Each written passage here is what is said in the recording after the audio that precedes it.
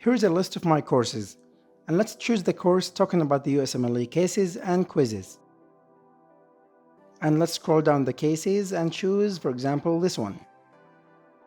So, we have a postgraduate student who experienced severe headache and confusion.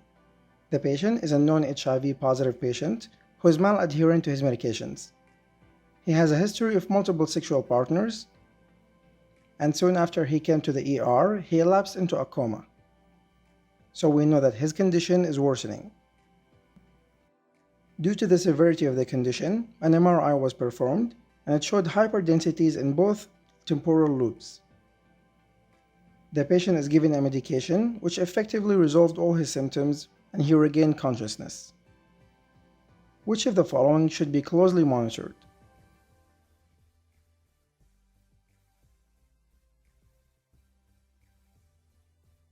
Of course, the first thing that will pop into your head is examining the patient's mental status and nervous system status, and maybe ordering an MRI later on.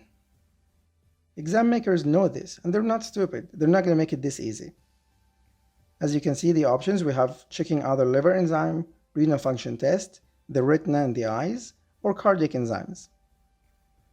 So the question is asking which system will be involved next. So let's summarize the key features. We know that the patient has severe headache and fever, and this is indicative of meningitis, or more seriously, encephalitis.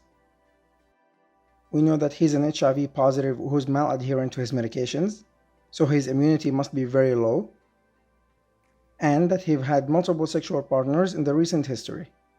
So STDs should be in your mind.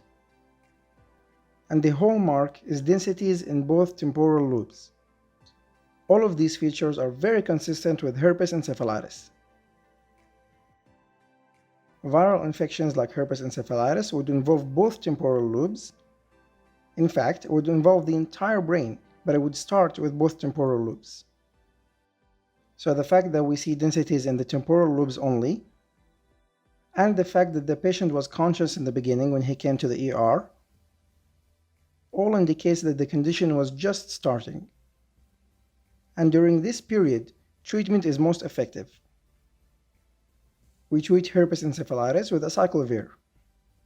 And of course, as we know, acyclovir is very nephrotoxic, and it can very simply be treated by excessive hydration. The newly updated guidelines indicates that the patient must be treated with IV acyclovir for at least 3 weeks. Plus, the patient must be hydrated very well and the kidney function closely monitored. A link to this guideline is in the description. So if we look back at the question, we now know that the patient has herpes encephalitis, which is treated with acyclovir, and acyclovir requires renal monitoring. And that's the answer. Use the link below to get access to the full course, including many cases and hundreds of quizzes. Everything in the course is high yield and common topics that we see frequently in the exams. Basically, we sat down and looked through a large number of question banks, quizzes, and many repeated exams. The topics we've chosen for this course are the most repeated topics, so they are very, very common. Thank you for watching.